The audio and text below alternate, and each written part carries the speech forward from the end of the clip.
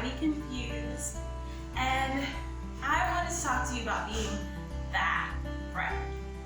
Okay, so when you use the phrase that friend, we can be talking about an assortment of kinds of people, right? When I mean that friend, I'm talking about the friend who is constantly advocating for themselves. They're always starting a new project.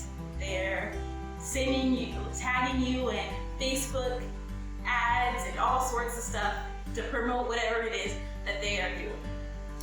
And when they talk to you on the phone, they're like engulfed in their current project, like that is their life, and that's pretty much all they talk about. It is okay to be that friend. I'm going to share a story about, I guess, my maturity and growth on this concept. So I have a friend, she is still a very good friend of mine, but early on in our friendship, back in college, she was doing just that. Every time we turned around, she was tagging me in something because she was self-promoting. Everything she got into, she expected those around her to support her, as she should, right?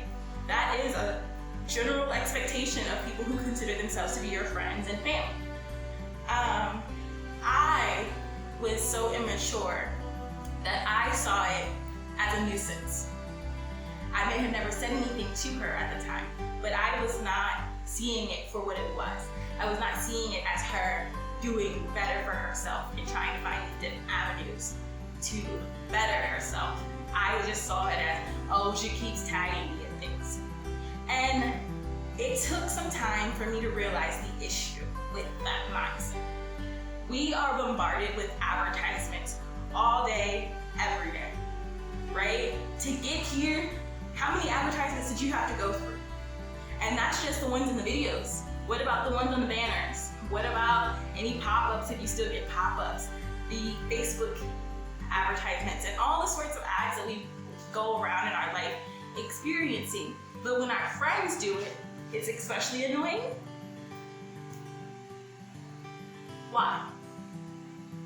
And it's just kind of this mindset that we have within our society, like people should kind of quietly sit down, like yes, you should work hard, but you shouldn't beg for help.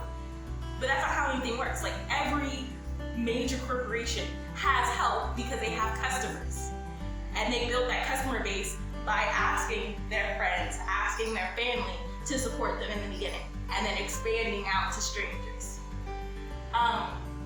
So don't feel any shame being that friend. I still struggle with this. You guys know I do have my Instagram and my Facebook page, but I post only to the people who are on that page. I have not really posted on my personal page much because I don't want to be a nuisance, right?